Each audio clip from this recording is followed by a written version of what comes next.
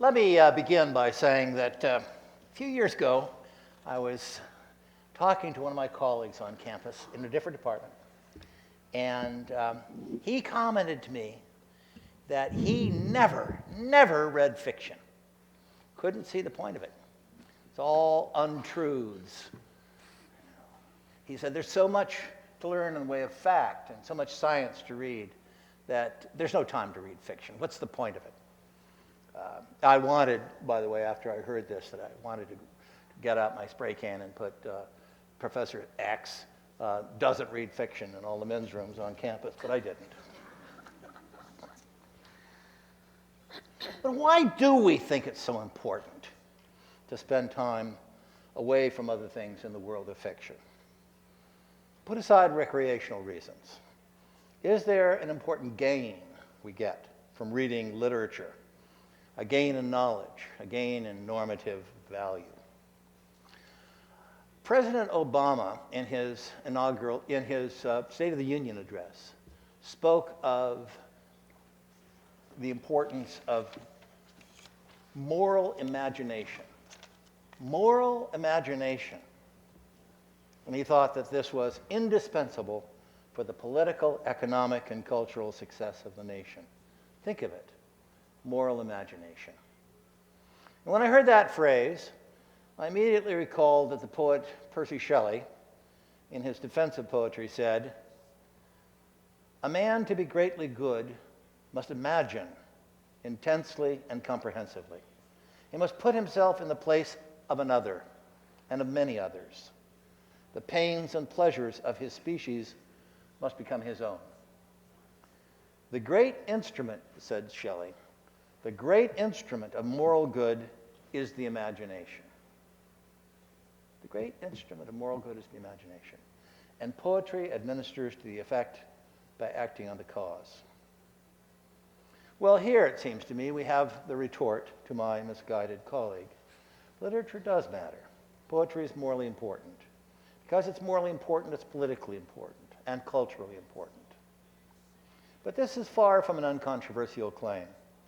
Even in the hallowed chambers of philosophy, not everyone is convinced that literature is capable of conveying knowledge.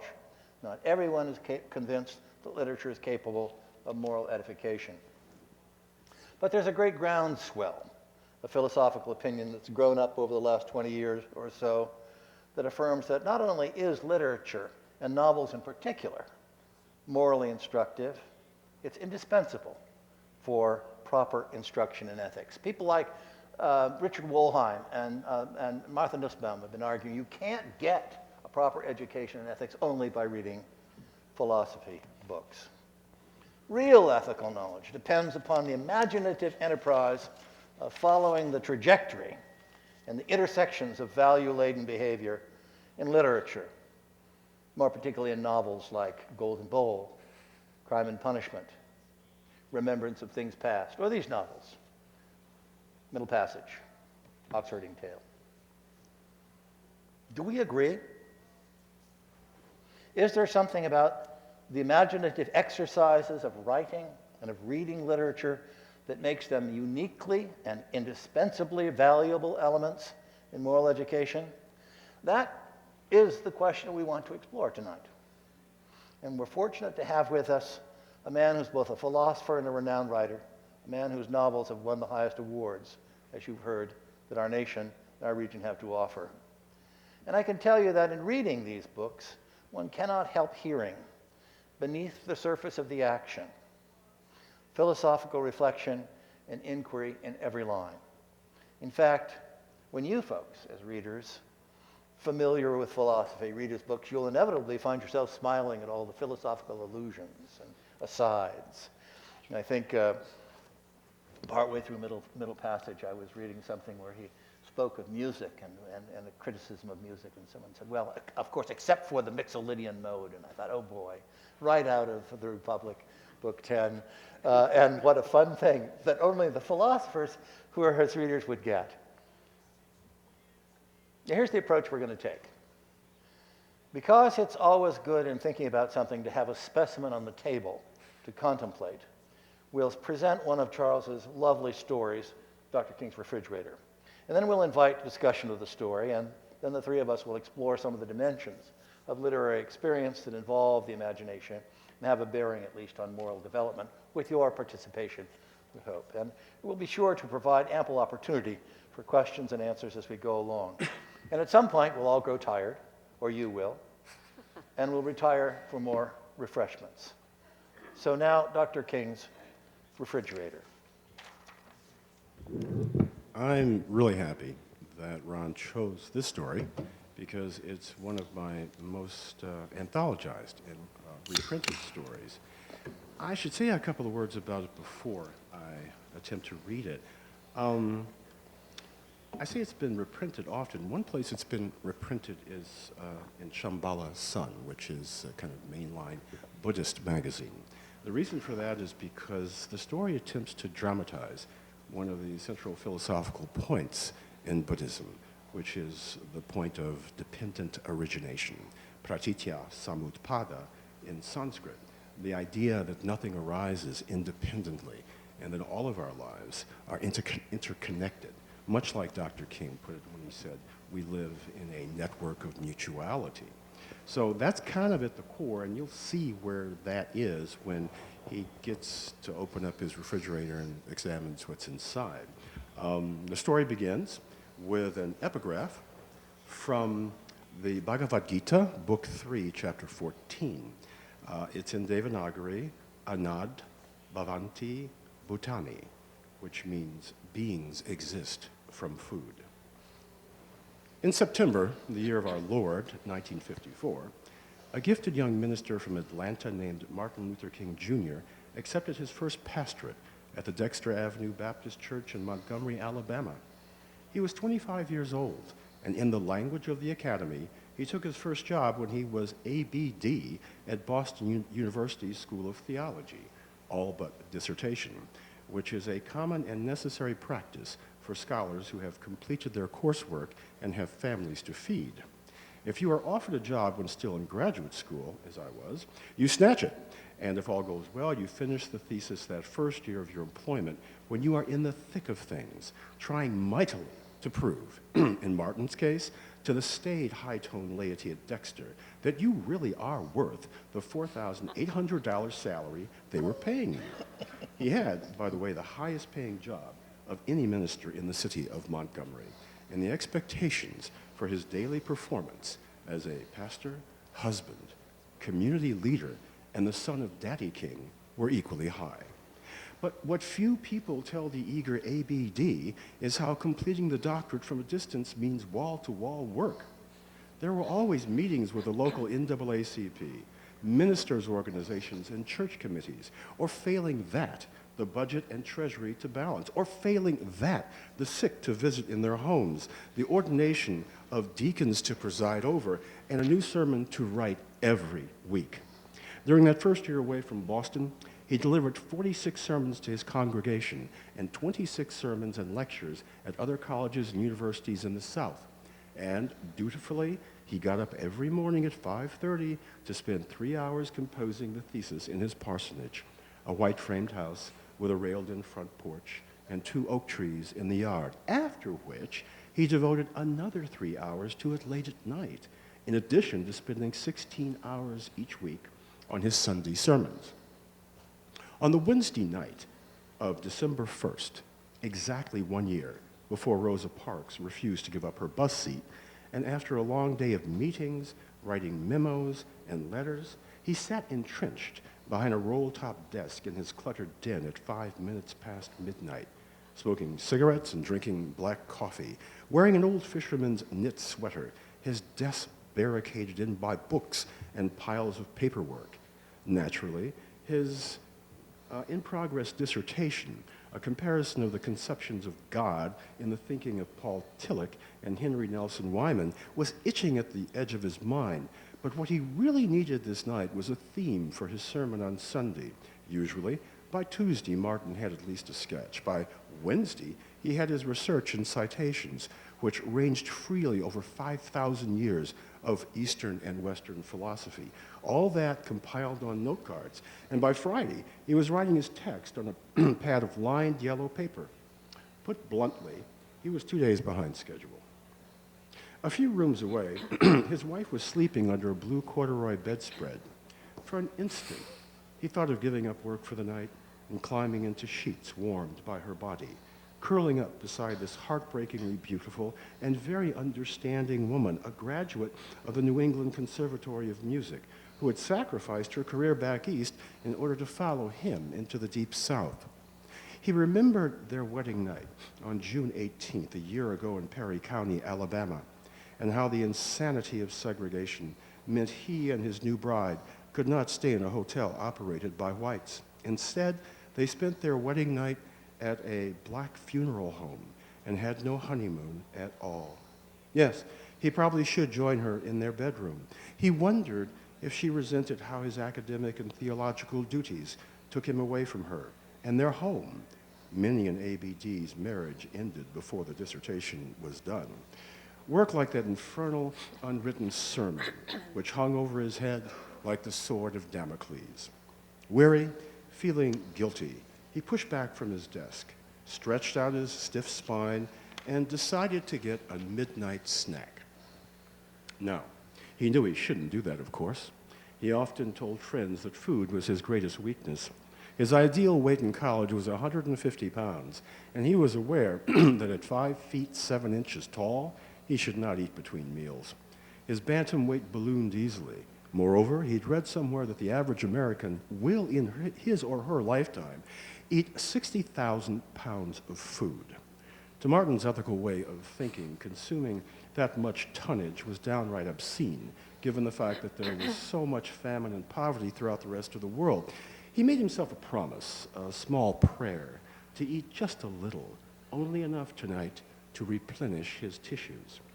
He made his way cautiously through the dark 7-room house, his footsteps echoing on the hardwood floors like he was in a swimming pool, scuffing from the smoke-filled den to the living room, where he circled round the baby grand piano his wife practiced on for church recitals, then past her choices and decorations, 2 African masks on one wall and West Indian gourds on the mantel above the fireplace, on to the kitchen.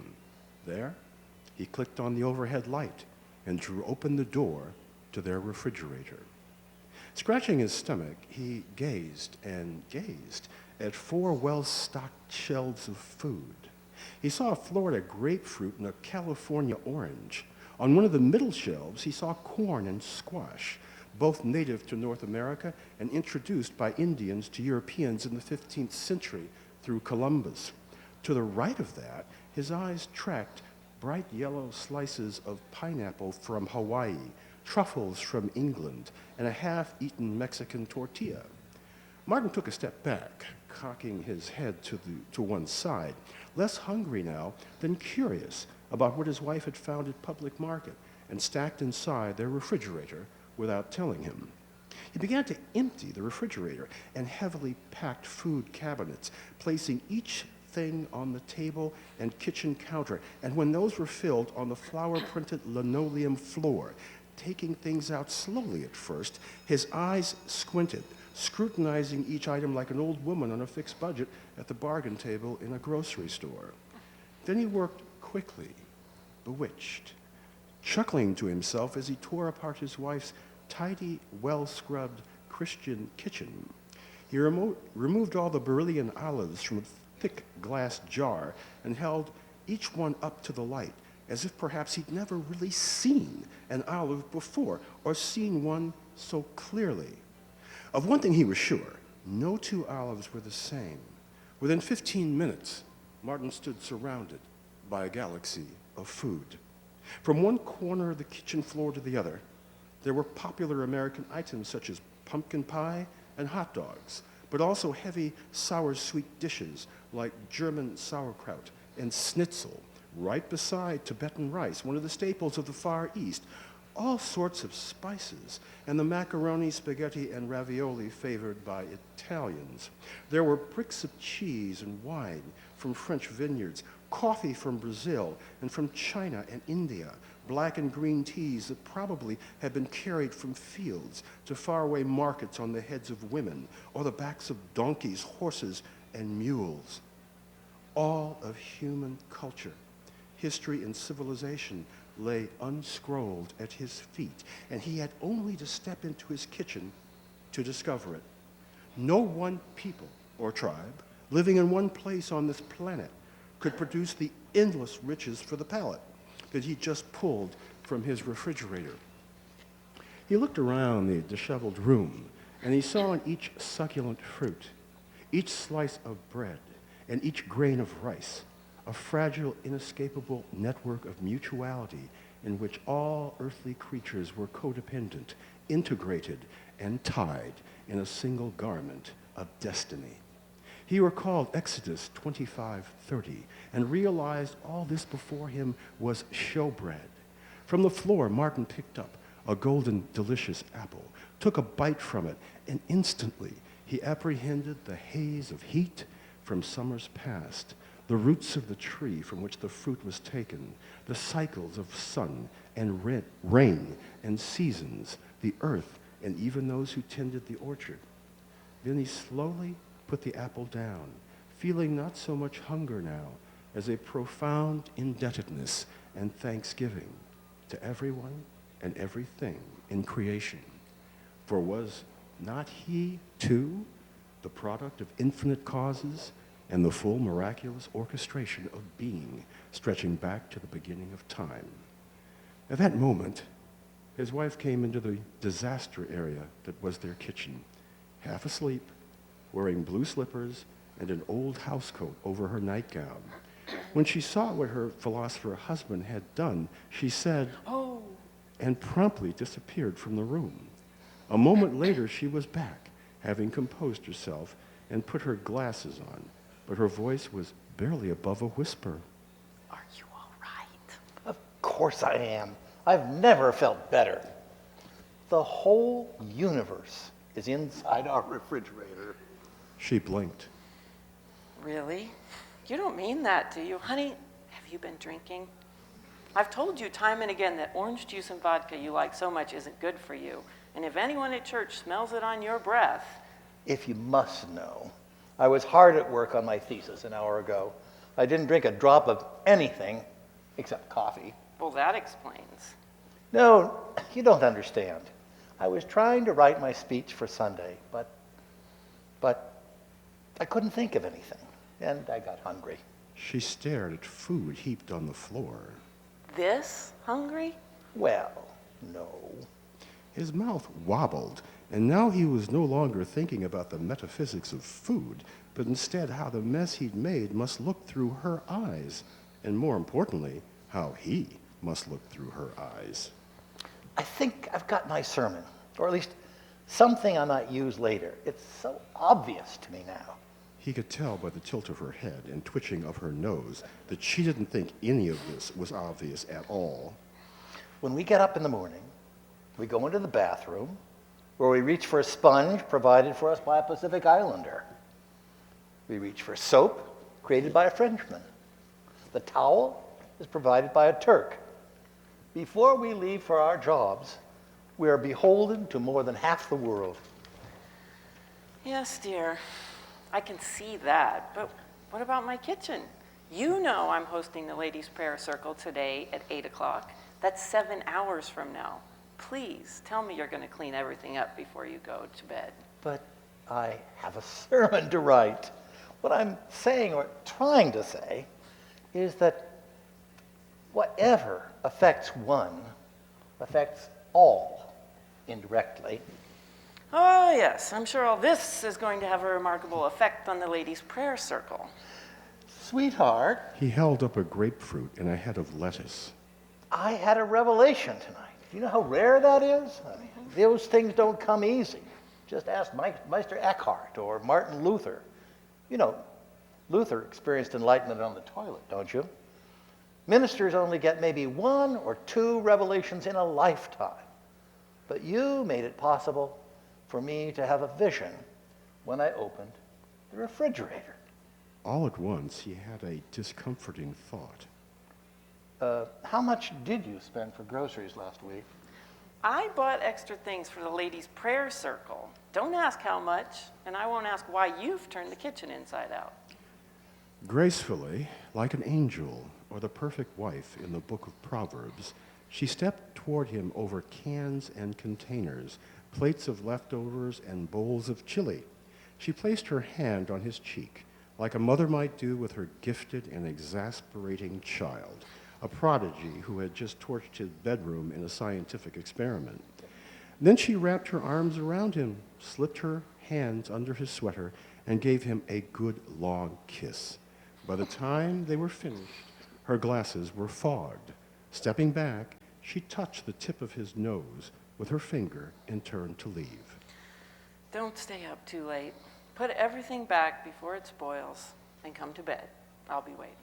Martin watched her leave and said, Yes, dear. still holding a spiritually understood grapefruit in one hand and an ontologically clarified head of lettuce in the other.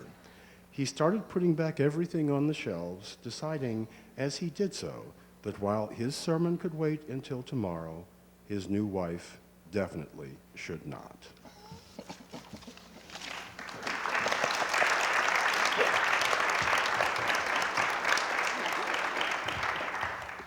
Now, I want to point out that this, as Charles says, this story's been reprinted a lot of places. But one very interesting place that's been reprinted is the book that Ken mentioned at the beginning. And what an interesting idea. This is a book that Michael Boylan and Charles Johnson put together just this last year. And it takes us into all the areas that you have studied in philosophy and that some of you teach in philosophy, but each one introduced by a short story. And a challenge to students to take that story farther or to write up the underlying themes in the story into an argument. It's a very, very clever book. So if you happen to see this on the shelf somewhere, take a look through it and look at the wonderful stories and also what's done with them. Let me add something to that. This is Michael's book. Michael took me along for the ride for this book.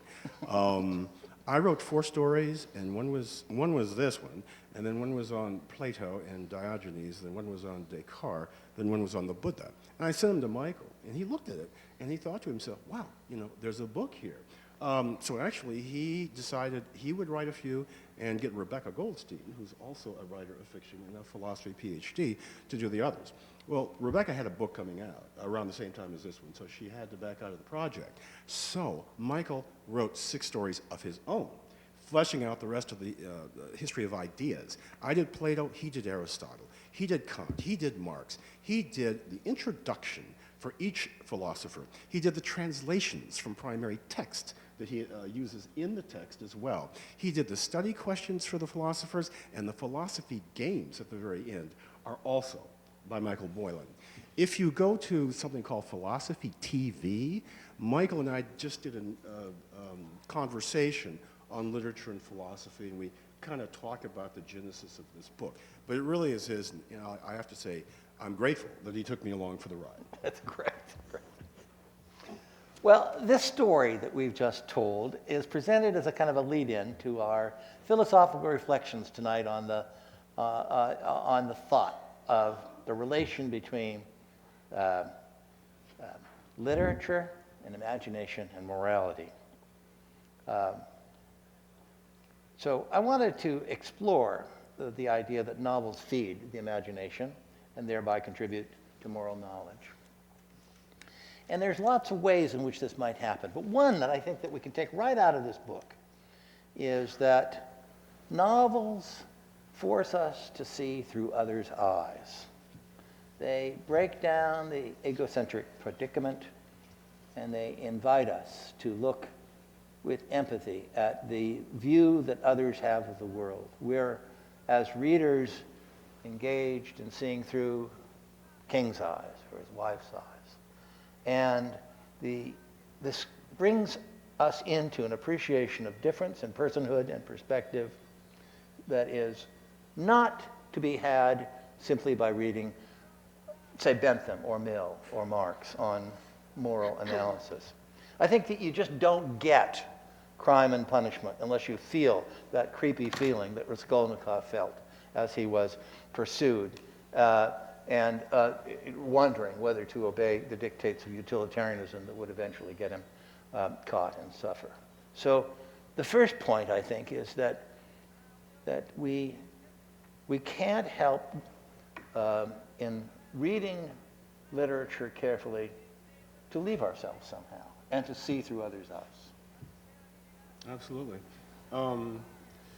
I think one of the challenges of writing fiction is that you really, like an actor, have to become somebody else other than yourself. You have to reconstruct for them a biography, parents, education. You have to know the part of the world in which they're living and the spirit of place of that world, and then you project, you live in that character, behind that character's eyes for the duration, as you say, of a novel, but a short story as well. And if it's a novel and you've got several major characters, then you have to be all of them, regardless of race, class, or gender. You're going to have to try to imagine what it is like to experience the world, you know, as Coretta or as Martin, and that transporting of oneself into the imaginative lives of others is something that I've tried to argue for a long time. It ultimately leads to epistemological humility. We become to realize that perhaps we don't know the other quite as well as we thought we did. But to be in that person's shoes really, really does modify our perception of them. I think in one of the pieces that Ron gave us, all of us here to look at, Shelley on a defense of poetry, and then we've got Hilary Putnam, Meaning in the Moral Sciences, Martha Nussbaum, Love's Knowledge, John Always Gardner. assigning readings, you know. John Gardner, and he was my teacher and good friend on moral fiction. They all come together to say that, you know, during the reading experience, one of the things that happens is you have to pay attention. You have to pay very close attention to the minutiae of that character's world as he or she experiences it.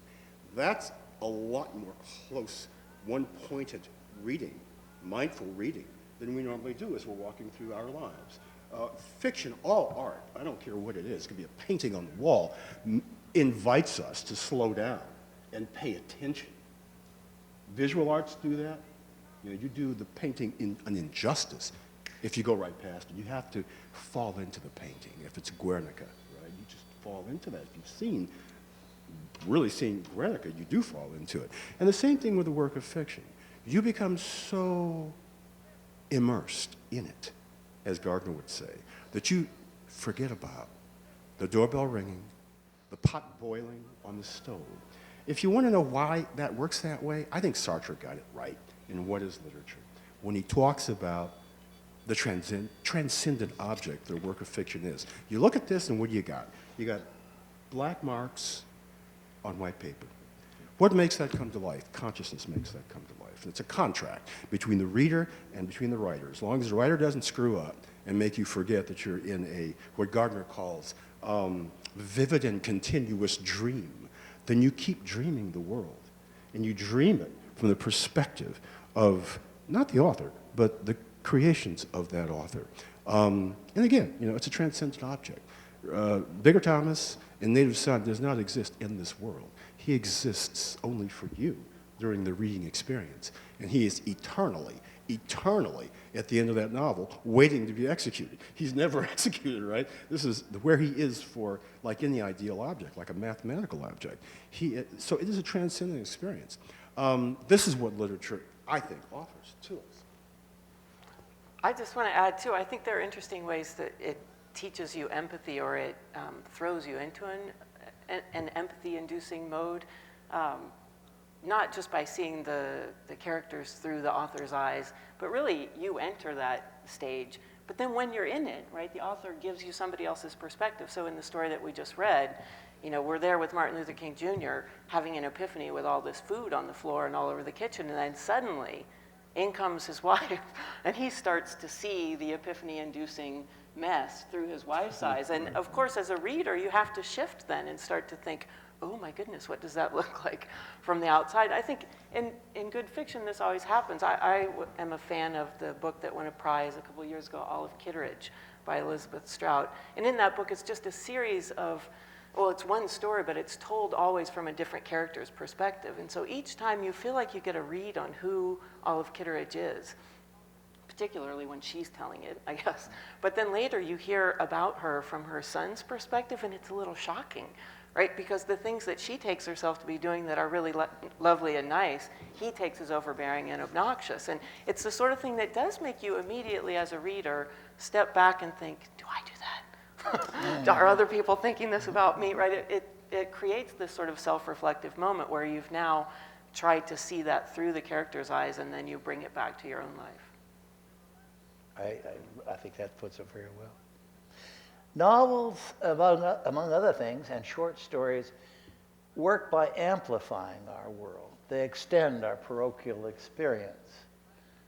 Nussbaum, quoting Aristotle, says, "We never lived enough. We never lived enough."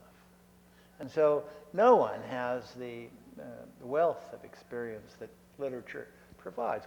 We find ourselves transported into 18th century Russia, or into the South, or into science fiction. We're doing some science fiction stuff now, into different worlds altogether. And Hilary Putnam says, what the novel does is aid us in the imaginative recreation of moral perplexities in the widest sense. He adds, the sensitive appreciation in the imagination of predicaments and perplexities must be essential to moral reasoning. Well, many of these perplexities and predicaments are predicaments that we, in our lives, would never really have ourselves. But we have them vicariously, and it's important for us to face them in a way that is free from consequences. You know, again, John Gardner says that novelists induce us to think experimentally because it's good for the reader and the writer to think through what's going to happen in a situation where the calamity is not really going to occur. The character's not really going to die, not really going to suffer, but to contemplate the suffering in this kind of experimental situation. Yeah. Well, I'll jump in real quick. His example is crime and punishment. There you go. How could you talk about that for just like 30 seconds? Why the experiment in the example? Why is it that going through the thought that Raskolnikov has is good for you, that teaches you, is morally edifying? I think that what Dostoevsky, who hated utilitarianism, is doing there is saying, look, here's a man who's actually thought through the consequences. Shall I kill the old lady? Kill the old pawnbroker, and take her money and give it to 1,000 good causes, he says, or shall I just let it go? And so he's wrestling with this thought, and what the reader learns, of course, is that the choice of trying to redistribute the wealth in a utilitarian way leads to moral enormity, leads to horrible consequences, and he feels the guilt and the impending doom that spreads across most of the novel, and the reader gets it. I mean, the reader. Remember, who was it in the English department who used to? Willis Koenig. Willis Koenig used to teach that text, and in order to get students to feel that foreboding, terrible feeling, he would crawl across the tables in the lecture room while he was lecturing, and you'd be sitting there trying to write something while the professor was crawling across. You'd say, "Good Lord, what's happening here?" But he said that way they get that feeling that something's so off-center, destabilized. Oh Lord, and it's good for people to have that kind of exercise of the imagination. It seems to me that sea changes of sensibility are just good exercises for the soul or for the imagination, for the mind, for morality, just as exercise for the body, I am told, is good for health. But I mean, Jacob Bronowski has this wonderful scene in Science and Human Value, in which he's describing an experience he actually had just after at the end of the Second World War. And he was in a Jeep going along a little rough patch in Japan, and he looks around him in the Jeep. The day is ending, and he sees these beautiful trees, hills, And then as the twilight grows and the night darkens, more of these shapes become weird and grotesque, and he's just fascinated. My God, trees and a mountain shaped like this and mountain shaped like this and all these weird rock formations. It's just so beautiful and so mystifying. And then suddenly he hears this little sound that turns out to be, like a melody on top of it. He says, this is so surreal. This is so strange. And then, bam, it comes to him. He was on this Jeep riding through the ruins of Nagasaki after the atomic holocaust in that city. And what he was seeing as just beautiful shapes and weird and lovely and otherworldly things was atomic devastation. And that wrenching around of the sensibilities, that seeing something so radically different, seeing it first as this and then as that, is an important element of moral awareness. We have to be able to see things first as this and then as that. A villain, and then look at administrative policy on foreign affairs or something like that. See it first this way, see it that way. And by the way, the music turned out to be an American ship standing offshore, off Nagasaki. And the sailors were having a little party, and they're playing an old ragtime tune. Is you is, or is you ain't my baby. The atomic age. Wow. That sort of, but you see, that happens with this story too. Suddenly, we're just looking at a refrigerator. No, suddenly we're seeing the integration of all things. We're seeing the interdependence of all things. We're seeing Bradley's theory of internal relations. And, and more in Russell's criticism of the theory of internal relations. We've seen all these things like that, like the transformation, like a sea change of sensibility. And since we kind of got off on Gardner for just a moment, his response to your friend in philosophy that you started our session off with, John would say, and he has written, the novelist's equivalent to the philosopher's argument is plot. What happens and why is an implicit argument built into the story. With Aesop, remember we were talking about Aesop?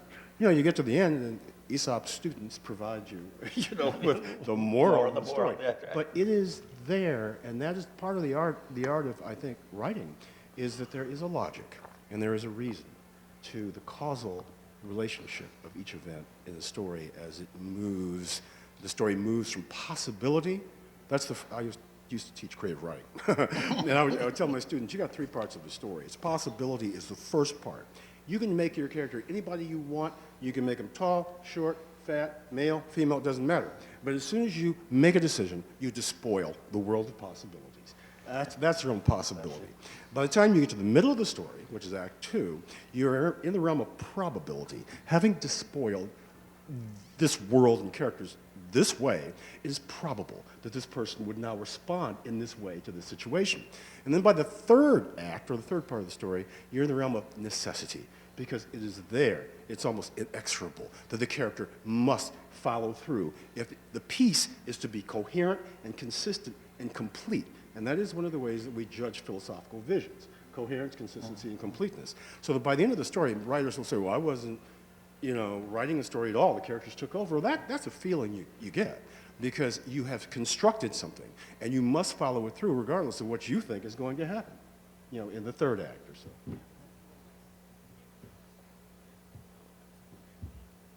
Martha Nussbaum talks about the importance of a story or of a novel, that it takes time. There's a development there. Whereas if you sit down and you say, well, I'm trying to figure out what's the right thing to do, I'll read Kant. Here's the formula, There's the categorical imperative, and we'll just crank it up and see whether this fits the model. Or Bentham, how many points for this pleasure and how much extend. But that's like a snapshot. It's in a moment in time in which you make that calculation. Whereas in a good story and a good novel, what happens is change, and you see the effects of moral choice and choices that lead to other openings that require further choices. And someone like Maggie Verver in The Golden Bowl changes dramatically from innocence to a kind of hard-edged quality, to a kind of knowing, worldly quality. And the lesson, the moral lesson, isn't a single lesson. Here's the right way to answer that. Here's the right way.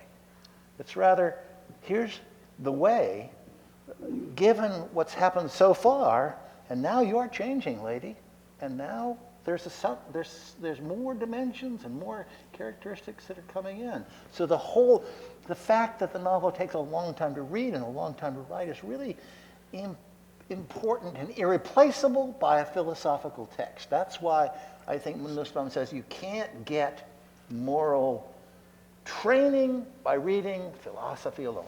Well, I've always believed, and I believe this since graduate school in philosophy at least, and since the time I first started writing fiction.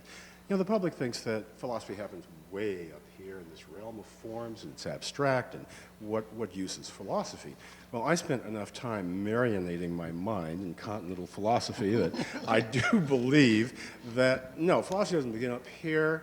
We abstract from experience, and yeah, we can look at things the way a scientist does, in an equation kind of way, but philosophy really begins down here in the muck and the mud of daily existence. The questions arise down here in the muck and mud of daily existence. And what a philosophical novelist does, he just takes the abstract question back to its origin so that we can see how it arises. And then later on, we can abstract from it. We can write, questions for our students. Well, what does it mean, that this happened in the story? But we begin right back here in the sweat and all the, messiness and ambiguity. Sounds sort of like Merleau-Ponty here. Ambiguity of human life. It's interesting, though, the Nussbaum point, because the books are short, other than maybe remembrance of things past. Right, you can read the book in a short period of time, in a couple of days or in a week, and yet you get whole lifetimes of experience by that relatively brief reading. It's interesting to think about how the lessons and the complexities of a lifetime get captured in such a small space. Really, it's a tiny space, even in the more thick and deep novels.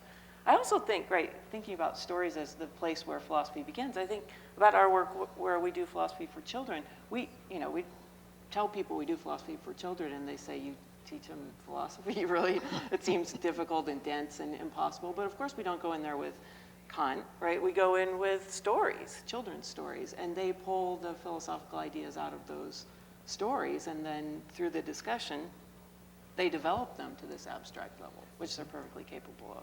It's just that the story itself can draw them in much more quickly and make them care about what the particular issue is, or maybe they already care, but it's a nice example of it.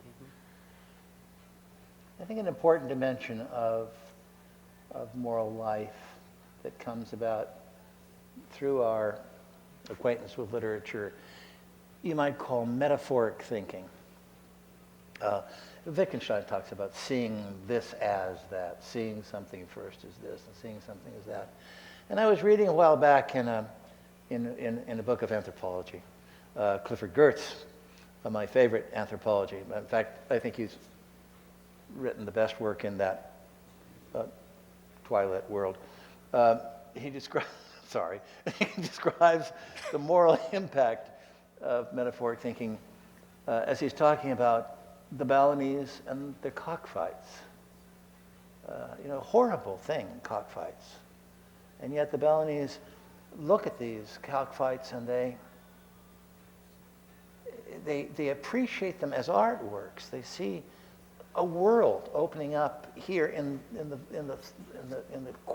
violence of the cock warfare. He says,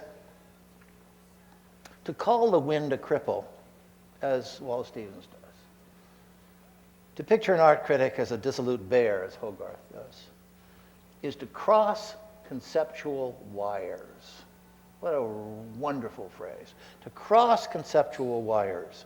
The established conjunctions between objects and their qualities are altered. And in the violence of the cockfight, the Balinese undergo a Balinese reading of their own experience. It becomes a story they tell themselves about themselves. I think that's got to be right. That, you know, part of morally growing up is learning how to see something as something else and to reflect on the aptness of a metaphoric read of something. There's your defense of poetry. There you are again. Do you want to get? Yes, let's do. Anne.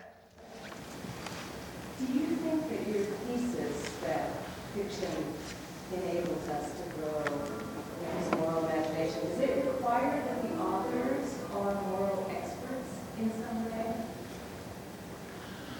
Do you want to repeat that? The question was whether the view that I'm sort of expressing but attributing to Wollheim and Nussbaum and others, that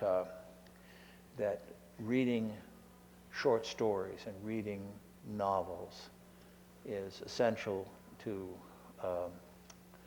moral development, to moral knowledge. Does it require of the writer that the writer have moral knowledge, be a moral expert, have already moral knowledge? Can I say one, just to clarify? It might depend on what we mean by a moral expert, right? Because you might have a lot of knowledge about moral matters and things that matter, but not be a moral person. Is that possible? Yes. Too often, perhaps, right? So maybe it's, I would say you don't have to be a morally good person, certainly, but a morally astute person, perhaps, right? Just that you can see the things that matter and the way people's interests are going to conflict and how people might respond to that. Let's ask the author. No. That's a very good question. Why would we presume that writers are exemplary in a moral sense? Here's a quote from John Gardner. The traditional view is that true art is moral. It seeks to improve life, not debase it. It seeks to hold off, at least for a while, the twilight of the gods and us. I do not deny that art, like criticism, may legitimately celebrate the trifling. It may joke or mock or while away the time. But trivial art has no meaning or value except in the shadow of more serious art, the kind of art that beats back the monsters and, if you will, makes the world safe for triviality. That art which tends towards destruction, the art of nihilists, cynics, and murdists, is not properly art at all. Art is essentially serious and beneficial, a game played against chaos and death, against entropy. Lots of different kind of art out there. And there's art that's trivial, and there's art that's just entertainment, and art that's just escapist. But Gardner's, he was very controversial about this. He felt one should be concerned with a moral fiction, first and foremost. And it was an experiment. I mean, I think the writer does not come to the story with the idea, I'm going to make a moral lesson here. What happens if you're true to the process of creativity? You have a question, a thesis, and you take it into the story just like a science takes a question into the lab. The scientist's got his test tubes, and he's got a Bunsen burner. The writer has his tools, character, description, setting, all the stuff that we use. And you go in, and as you know, most experiments fail. Most of them don't turn out absolutely right. So you're moving through the story trying to discover, through the eyes of these people, what they would do next, and so forth. So I used to tell my students this all the time. If a reader is going to be surprised and have a sense of discovery, the writer has to have it first, has to experience it first. Otherwise, you can't force that.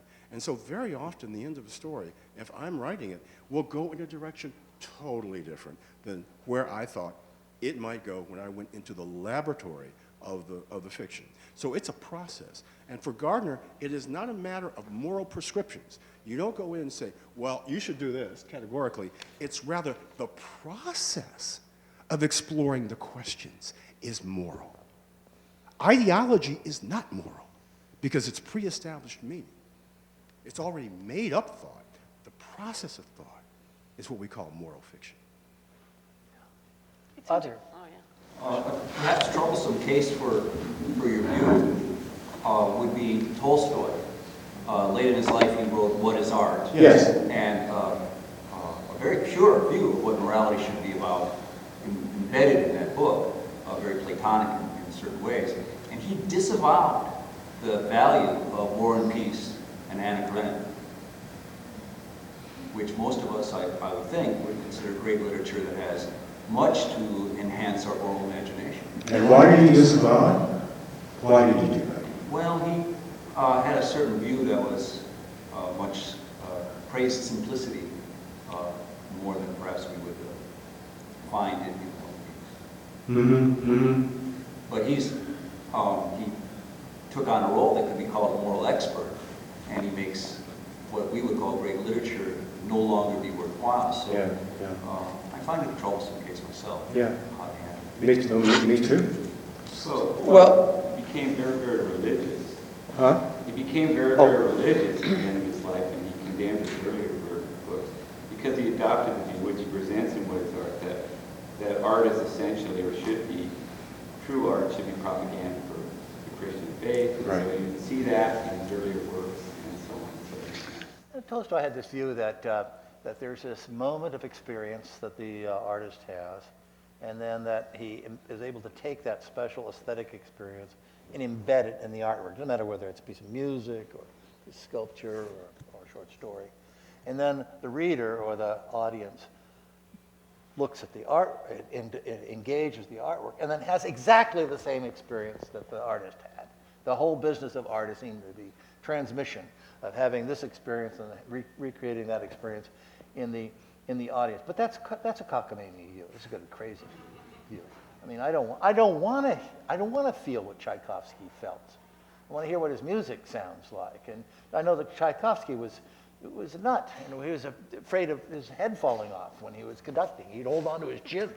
And I don't want to hear that, you know. And I don't want to know that Bach's last thought was probably something like, I hope this cells have got 15 kids, rather than, you know, that this is the greatness of the Kunstfuge, the art form of the fugue. So I don't think that we read books to get into his mind. No, I think we want to see what he open it up for us. The writer, in my opinion, is just a midwife. Yeah, there you are. Stealing from Plato. It's just a midwife to the story. I truly don't think the writer is important, okay? I mean, the writer is important, but I'm not reading this. You're not reading this, I hope, to learn about me. That's not it at all. My job was to deliver the baby undamaged, and then move on. And a midwife, after delivering the baby, just doesn't say, oh, look what I did, you know. No, get out of the way, you know, we want to see the baby. So I think our job as writers is one of service. It is providing a gift, and then we move on. And when I'm gone, you know, and you're not going to deal with me anyway, you're going to have to deal with the book if it endures. That's what you're going to get. But that does seem to be about good authors, right? So we know that there are poor authors, and I think they aren't morally perceptive, right? They just tell stories of people, and there's nothing interesting in those stories. And then it ends, and you think, why did I buy this? There's nothing there. Right? I mean, there are bad books. Well, Gardner says, you know, they're bad physicians. You know, be a good physician. Janet. So it seems to me that you've raised several points. One is that, as you say, the philosophical novelist can raise philosophical issues in a novel in a way that maybe is not as deep or provocative as reading straight philosophy. Okay, so that's one issue. Then the second is that reading novels enhances moral imagination. That by reading novels, we have insight into the perspectives of people who we would never meet from different times, different cultures, different genders, different races, etc. Okay, so but then it seems to me that there's this other point which you seem to be getting at, which is that reading literature is morally instructive in some way, that by reading literature we'll become better people.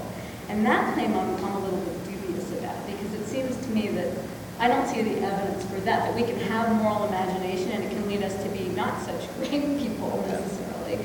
And so your example of bad writers, right? Well, they're even, take Proust, for example. Okay, so In Search of Lost Time, certainly it seems to me enhances moral imagination. We read it and we're brought into the lives of people who have lived lives very different from our own.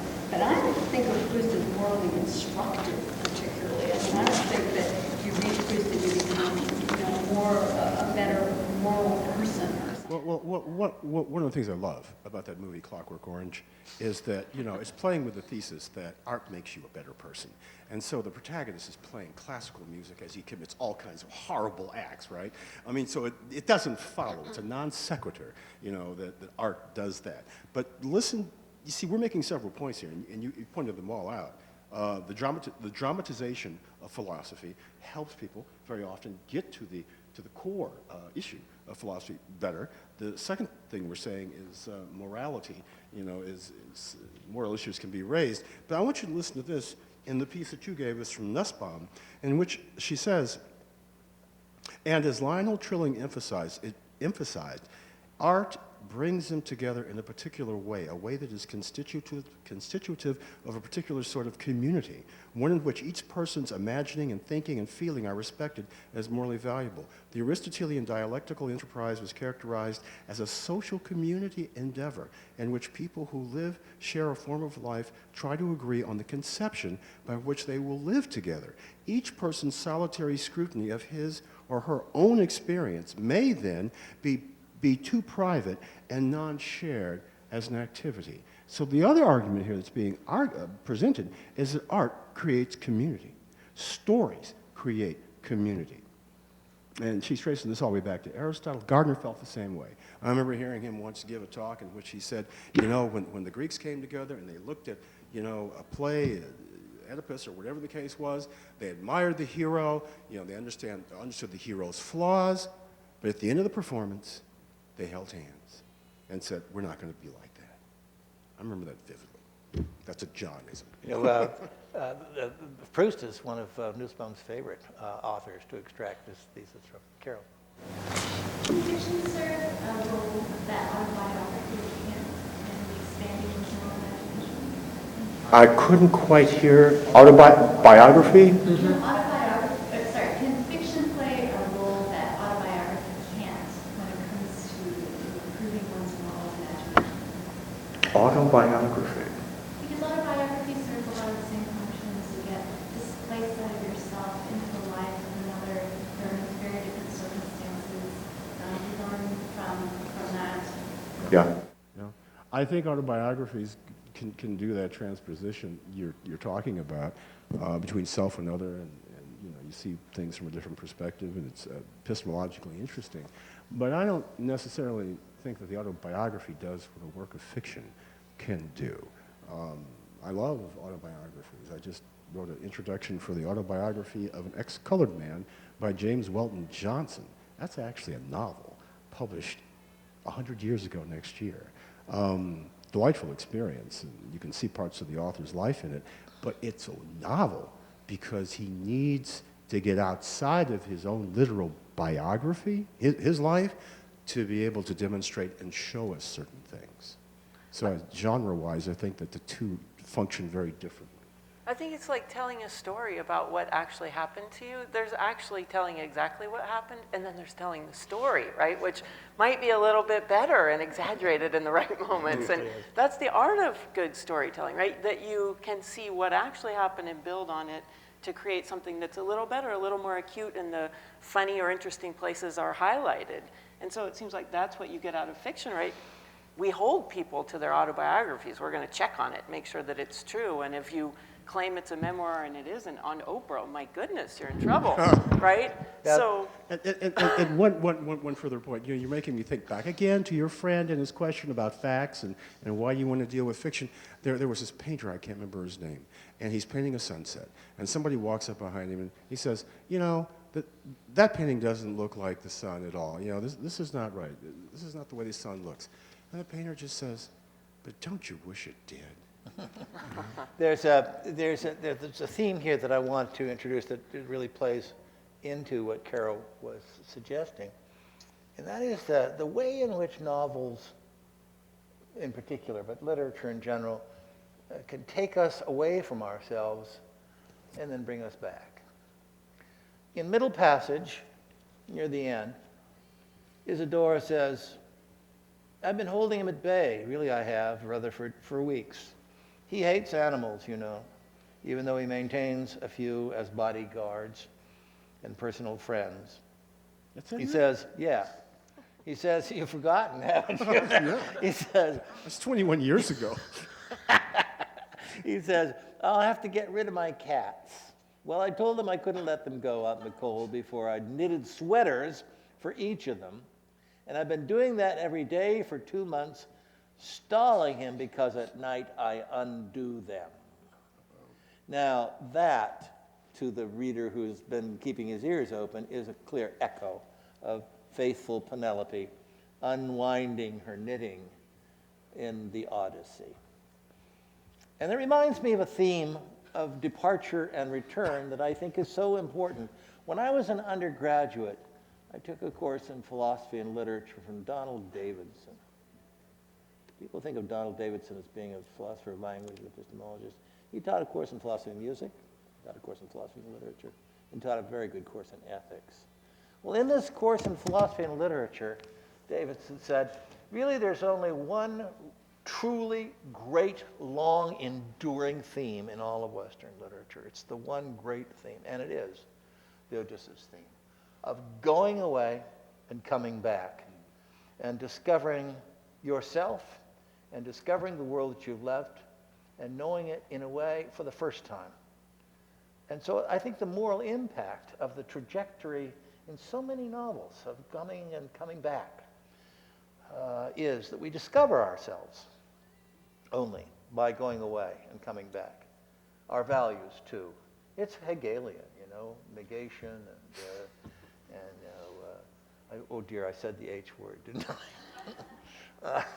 But I suppose it's the idea, too, that the synthesis comes from thesis and antithesis, you know, coming and finding out what you're not and finding out what you are. The way you just put that, going away and coming back and discovering the place you came from with new eyes, it becomes more familiar. Nussbaum says that too. One of the things philosophy does is it makes the familiar unfamiliar. I think that's very important. And that reminds me of a quote that I like very much from Mircea Eliade, where he says, it is the meaning of our lives has to be revealed to us by the stranger, the person from a different race or culture. And so in the Odyssey, you know, you've got this wonderful journey of self-discovery and fighting to get back home. So when Isadora becomes Penelope, Rutherford Calhoun becomes Odysseus. I mean, that's what's happening, That's right. right? That's right. Good.